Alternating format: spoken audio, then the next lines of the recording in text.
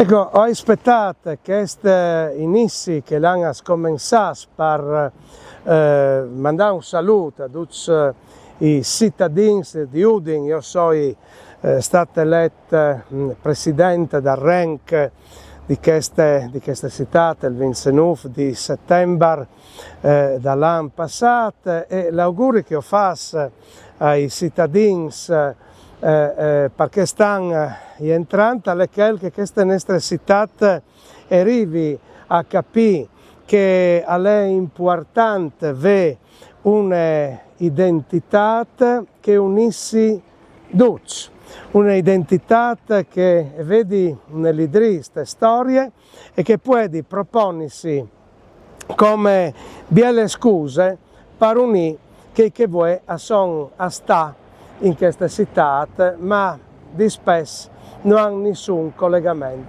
fra loro. L'augurio dunque dal nuovo presidente del RENC, l'Assemblea Generale dei cittadini di Udine, alle proprie queste. Ci un lidris per tornare a sei unis. Ogni bene e buon proseguimento.